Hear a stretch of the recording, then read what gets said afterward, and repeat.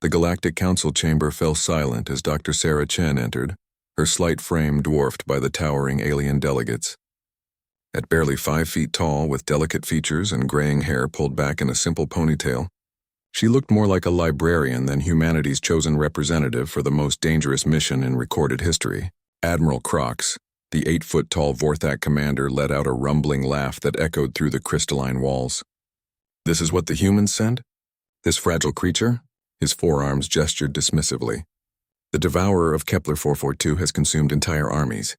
What can this leaf do against a monster that size?" The other delegates murmured in agreement. The elegant, ethereal ambassador.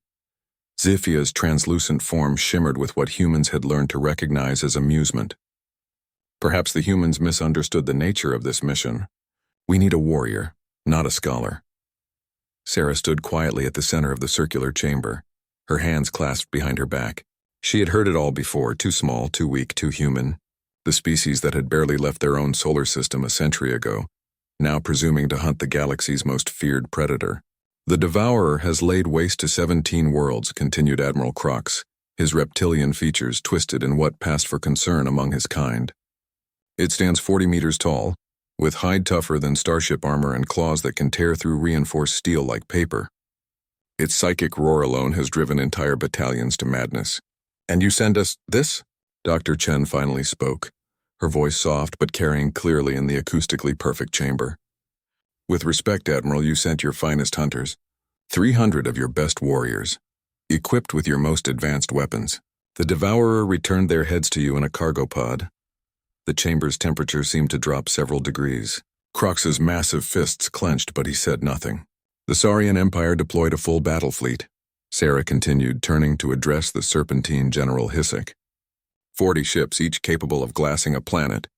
The devourer consumed your flagship whole and used its wreckage to destroy the rest."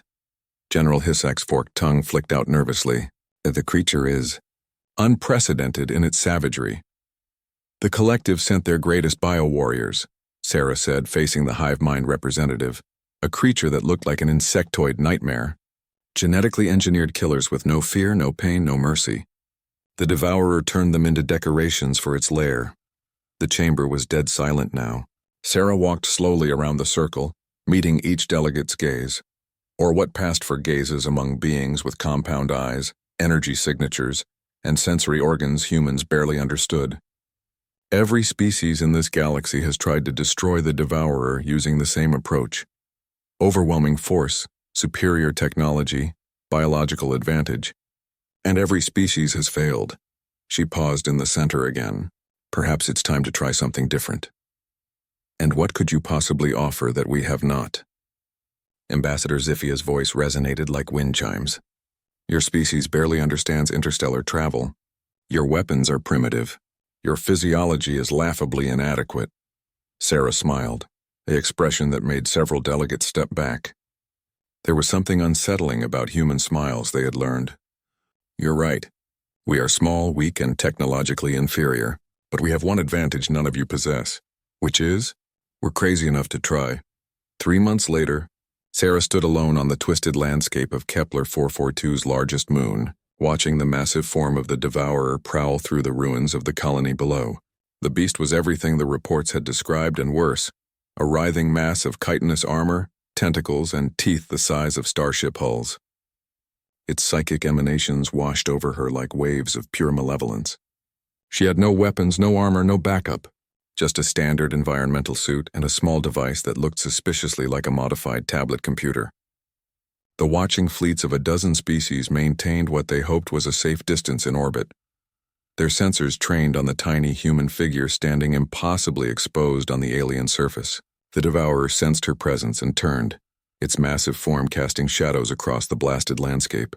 It opened what might charitably be called a mouth, revealing row upon row of crystalline fangs, and unleashed its legendary psychic roar, a wave of terror and despair that had broken the minds of countless warriors.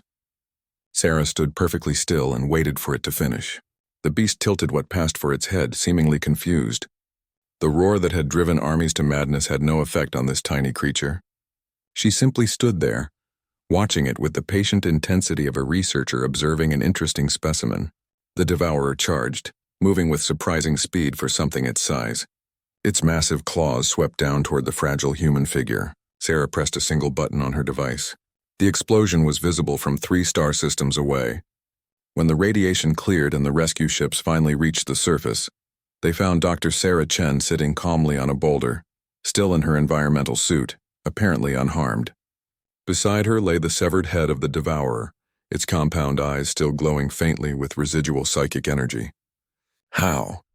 Admiral Crox's voice was barely a whisper as he emerged from his landing craft. Sarah stood up, dusting off her suit with the casual gesture of someone finishing a particularly interesting field study.